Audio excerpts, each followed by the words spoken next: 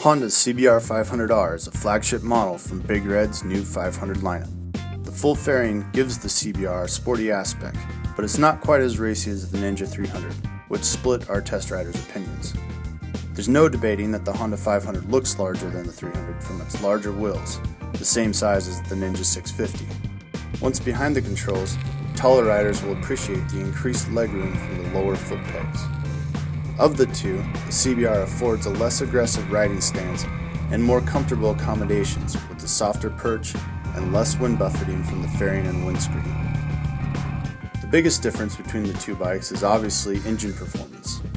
The 300's parallel twin, while improved on the bottom end, is still quite high-strung. The CBR's 471cc mill, also a parallel twin, is about as far from high-strung as an engine can be, favoring the higher revs and a very sporty 13,000 RPM redline. The CBR sports a flatline torque curve that pulls steady and true, with a nice zing coming in at 6,000 RPM all the way up to the 8,500 RPM redline. It's mindlessly easy to ride, with impressively smooth fueling and an easy throttle feel.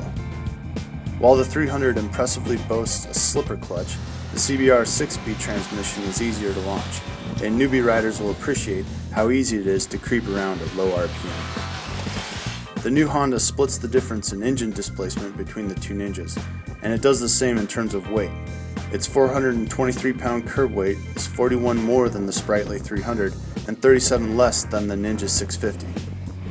On the road, the CBR feels heavier than the featherweight 300, but it is still easy to toss around.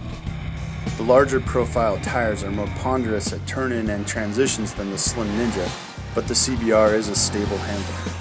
Its softer suspension gets overwhelmed before the Ninjas, but it also proves more comfortable for commuting and backroad jaunts at a less aggressive pace.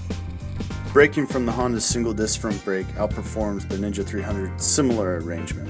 Its back brake, however, felt relatively grabby and was quick to lock up. Unfortunately, we did not test the ABS version of the CBR. Fit and finish for the 500 is quite good. Instrumentation is easy to read and delivers all the necessary info. Our only gripe is a large and unusually placed horn button located where the turn signal switch normally resides. Other than that complaint, the controls are of high quality. The Honda 500 comes with a $1,000 premium compared with its Ninja 300 counterparts, $599.9 for the base model and $64.99 for the ABS. Likewise, the base model is $1,500 less than the Ninja 650. Again, the Honda 500 splits the difference, this time with pricing. The new CBR 500R picks up where the CBR 250R left off, as a major threat to Kawasaki's once unchallenged entry-level sport bike dominance. The 500's engine performance is both practical and unintimidating. It's easy to ride and a bike that beginners will be able to learn and progress upon for multiple riding seasons.